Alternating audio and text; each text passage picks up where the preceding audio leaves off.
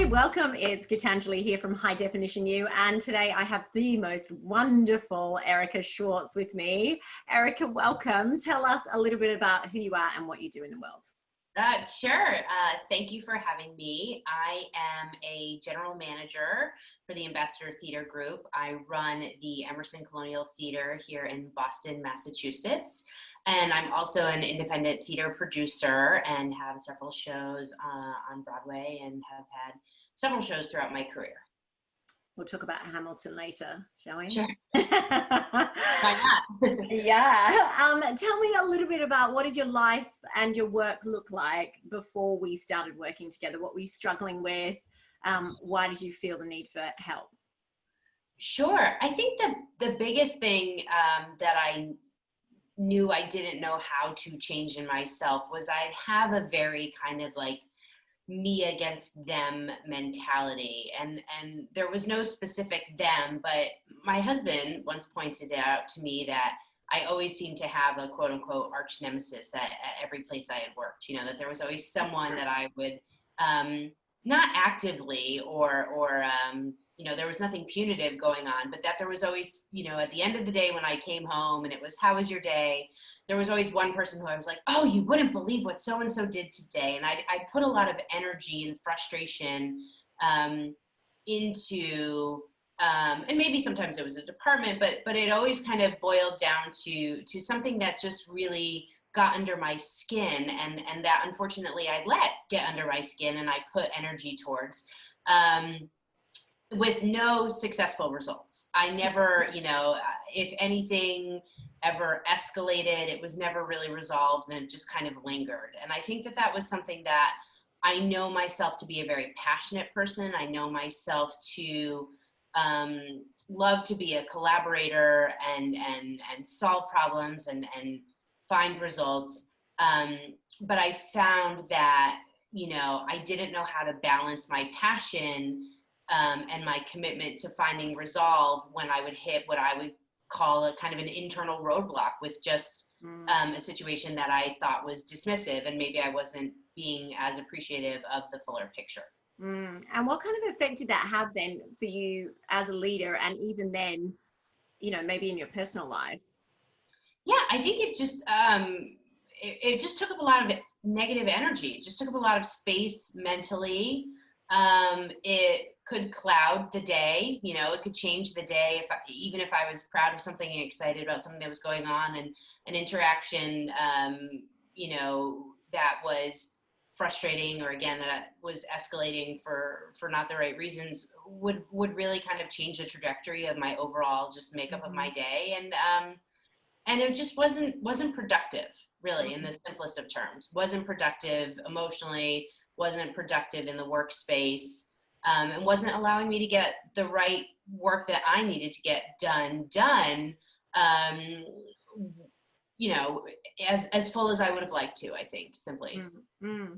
And, we were introduced as a result of your company investing in you as a leader and giving you a coach.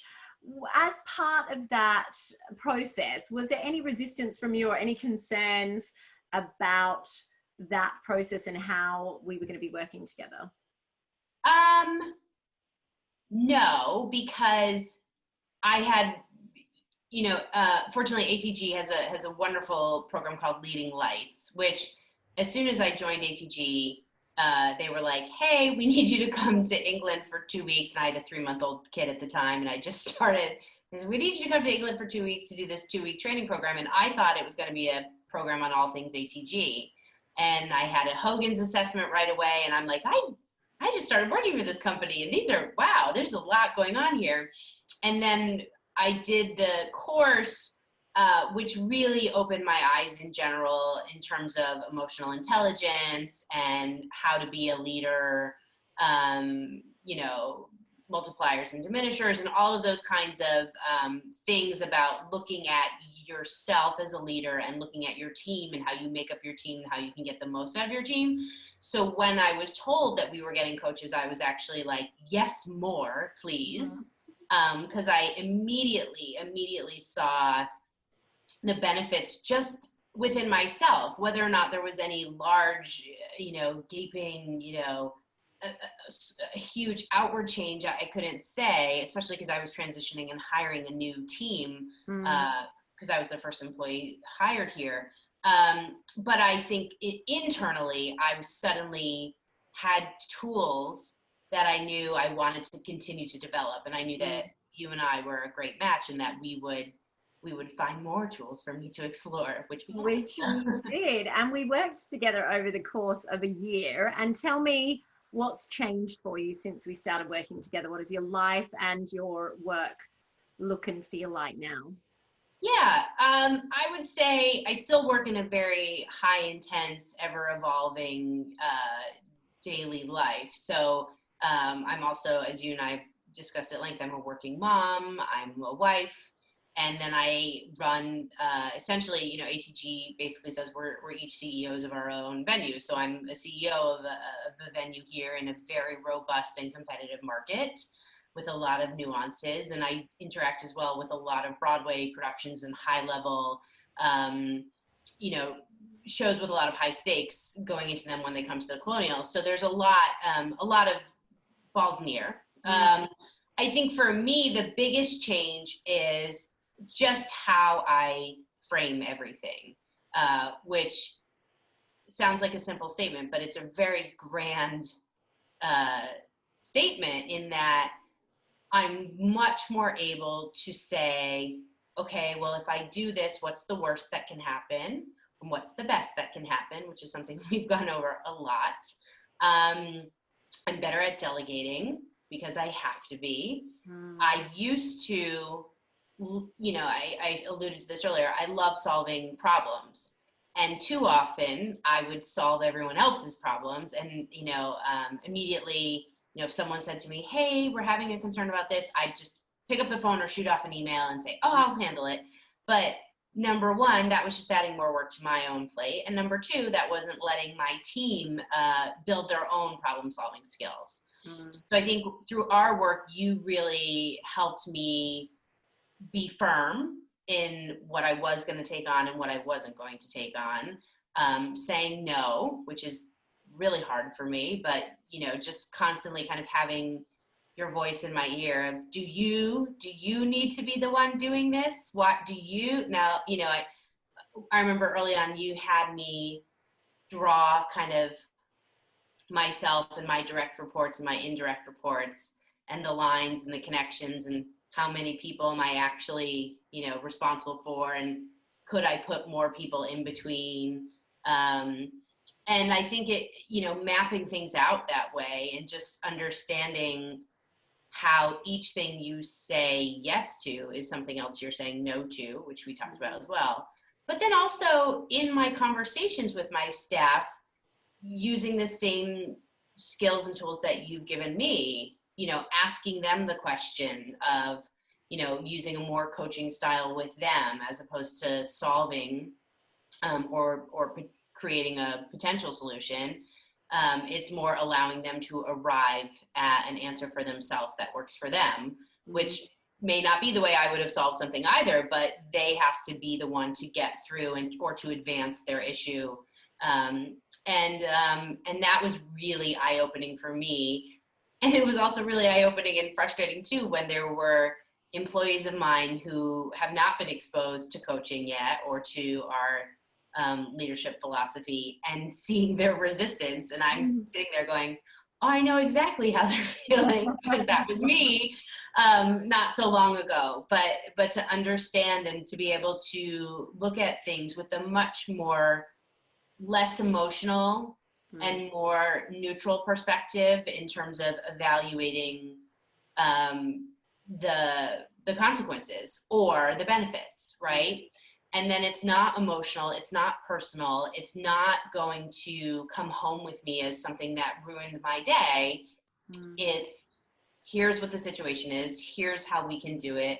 Can I ask a question? Can I find a way through this? That's simply towards the goal and not personal. You know, it's not about the emotion of it. Yeah, and I remember that when you started realizing that actually you were becoming a coach for others, like you were getting the coaching. So take me to the moment, Erica, when you knew that the coaching was working. Oh,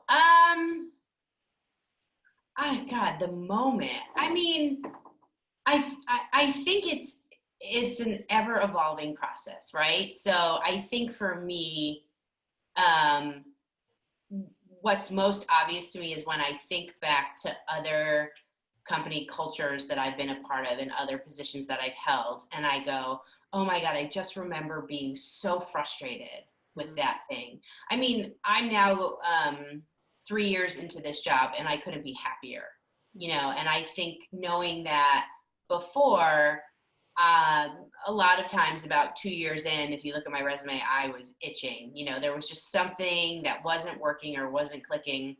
And I think for me now, I'm in an environment and in a company where I can ask questions, I feel empowered, but further, I'm empowered to do that with my staff as well. So that there's a real top-down understanding of how we approach problems and how we work through things positively and collectively. So I think when it was really obvious to me was that when I started having confidence in coaching my team, because I knew, which was probably halfway through our work, right? So probably about 6 months in, I had figured out my own time management, though I haven't mastered it, but I had figured out, okay, I've got to get these priorities in gear. I had better started, that's not a sentence. I had better created a system for delegating effectively. And checking in. I think that's important too, that I was delegating, but I was constantly checking in with the folks that I was delegating to make sure they weren't overwhelmed. Simple things too, just in the reframing of questions, as opposed to, just looking at things from the perspective of having more compassion, which sounds interesting because I'm a very compassionate person, I think. But understanding, if an employee would come to me and say, well, so-and-so hasn't done this yet. And I'd say, okay, well, let's not get so emotional about it. Perhaps something's come up in their world. What's a good way to check in? Or is there something else that you can do to get the answer you're seeking or whatever? So finding that when those moments started happening pretty naturally to me, I was like, oh, I didn't even know, I just pulled up a coaching question. It just came right out of me. So I think that was the real turn of events for me, that, like they say, you have to get your own house in order first. And then once I had confidence there, I was able to really continue that work, always continuing that work in myself, but then also really doing more with my team. And what was it then about the way that we worked together that allowed you to get those results? Well, I think the biggest, obviously, is you held me accountable all the time, which was great. Because just like anything in life, you need someone there, whether it's a trainer or a spouse or a friend, to remind you of the goals and the things that you want to achieve. So I think you listen very intently. I learned a lot about listening because you are very good at immediately knowing what my own, whether it was self-deprecating or whatnot, catchphrases were. You keyed into those very quickly, and anytime I would say them, you would immediately go, you would pipe in and say, no, and so many things are just natural to us that we don't even realize that we're doing it until there's someone there to break the habit, right? So that was incredibly helpful, and it was little things. I tend to say the word fine a lot. You notice that right away. No, things are not fine. How are things, right? Let's fine was a throwaway for me. Oh, it's fine. It's not fine, right? So that was a good point. And then, again, I think understanding that coaching goes both ways, right? It's not just for, my team and the people who report to me, but it's also helpful for me with the people I report into. And that there's an environment where I'm not so concerned about asking a question and what will the ramification be, but that when you do it from the perspective of looking for a positive result and really working together, what you're actually doing is you're creating more of a trust, which of course is one of the, biggest tent poles of leadership. So I think it helped me really kind of see that in a, it sounds cheesy, but to leading to better teamwork, on all sides, really. And as part of that process, what really surprised you or delighted you with the coaching that you received?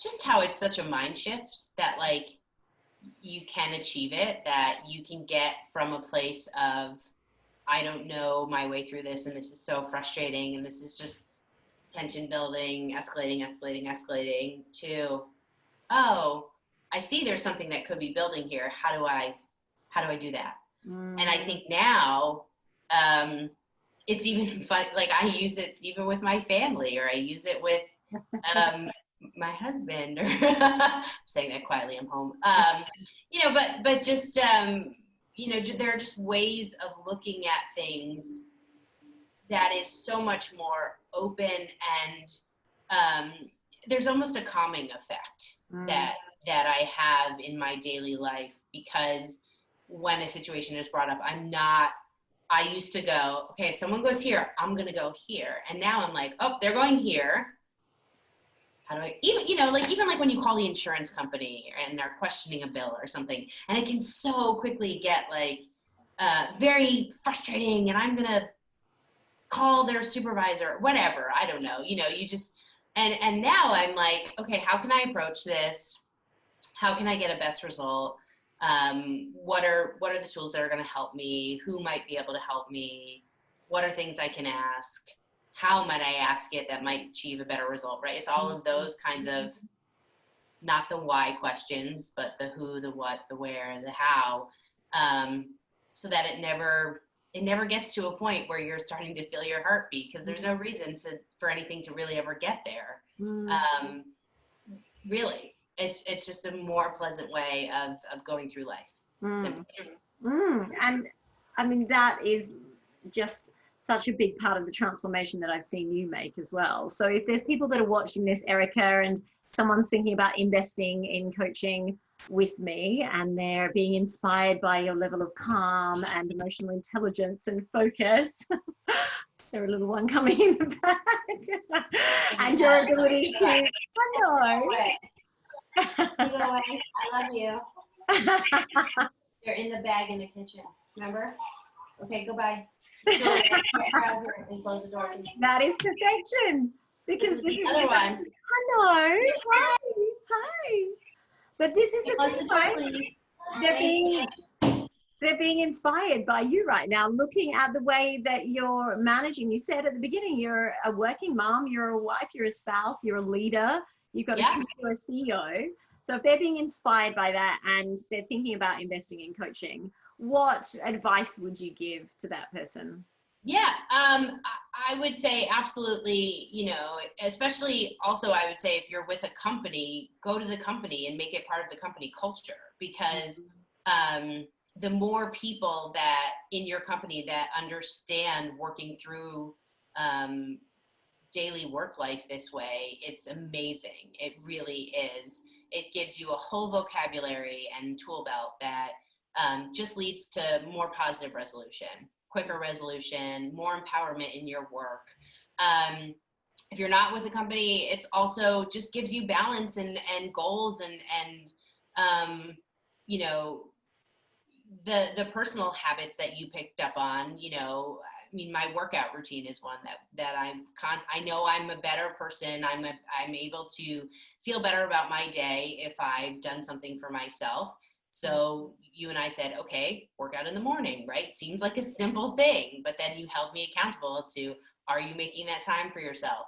I'm still really not good. I hold a half an hour on my calendar every day for just me to go through email or whatever. And I'm still really bad about that half hour, but it's a goal. It stays on my calendar, and it's something I continually try to improve. So I would say it's such a worthwhile investment, because there are simple things that you can change that you as a coach specifically pick up on immediately that will have lasting impact, and in a short amount of time.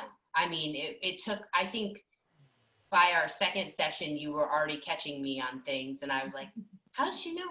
We've never even hung out, right? Like, and we're separated by an ocean, right? So so there were so many things that I think you just, in your ability to listen and focus the conversation, there were very quick results.